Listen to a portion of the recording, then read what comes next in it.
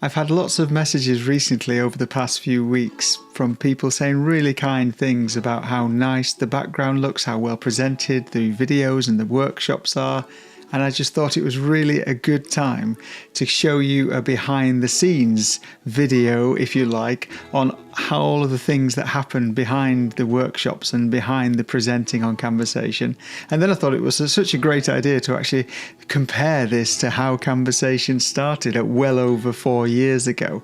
So here is a short video, short walk around on the Camversation studio, if you like, and how it all happens. I hope you enjoy it. I'm not an expert at any of this, but I have upgraded the experience, I think, lots for people over that 4-year period. So I thought I'd do a quick behind the scenes and just walk through what we've got. So many of you have sent messages to say the background looks lovely, and that's essentially what the background is. And there's a Merry Christmas 2024 shiny light thing there, sign that I need to remove. So I'll do that because I've just spotted that.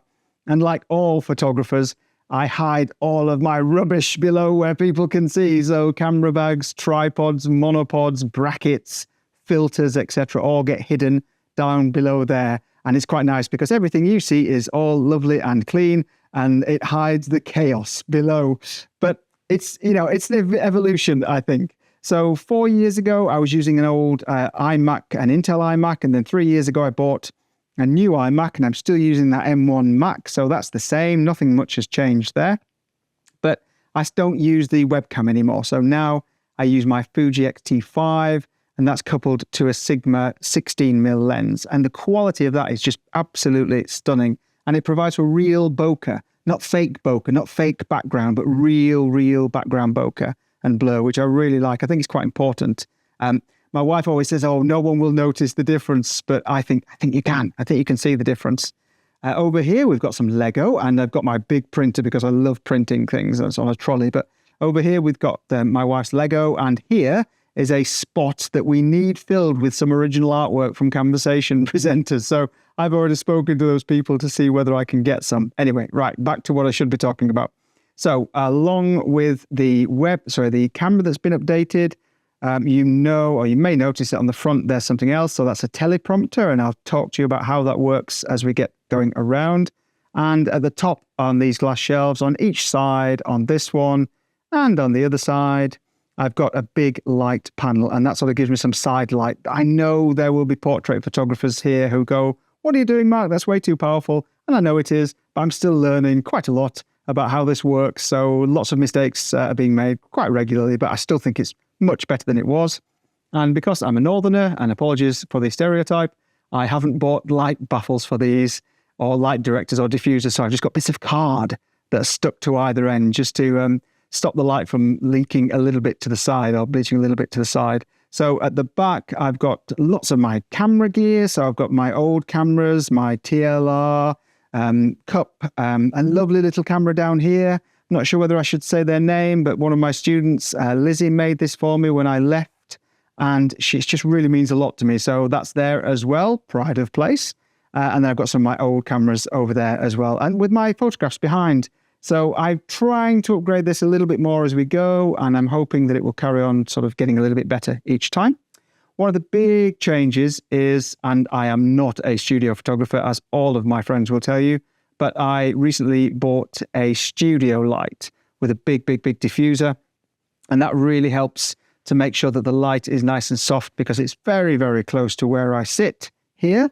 And it falls off quite nicely as well. So the background is quite close. If I just move it down, you'll see there's probably only 50 centimeters between where I sit and the background. So it's quite compact. It's quite tight. But I do my best. So talk about the teleprompter first. So I bought this quite recently, and what that allows me to do is I actually see the presentations directly on this screen. So it means that when someone is running a workshop, I can talk to them straight away. I'm not looking down, looking to one side, and I'm able to make eye contact. I think that's really important because I love these presentations, and I hate the idea that when I'm talking to people, I have to look away. So it's a bit of a niche thing, but I thought it really makes a difference to me, makes a difference to how I feel about things. So that's on there as well. Just moving down, I've recently upgraded into a far better audio setup, and this is giving much crisper sound. So I now have a Shure microphone running into an audio mixer down there that you can sort of see whizzing away. And that just means that there's no echo, there's no background noise when I'm chatting. And that might, again, seem like a really small thing, but I really like good quality stuff. I really like the videos and the workshops and everything to be as nice as possible. So I'm really conscious of doing that. And then I've got other things that make the workshops run quite well, or well, I think quite well. I've got instant switching here. So a little keypad so I can switch between different scenes. And then obviously we've got the big diffusing light there too, just to give us that kind of separation. And all of these things are designed to make it flow smoothly.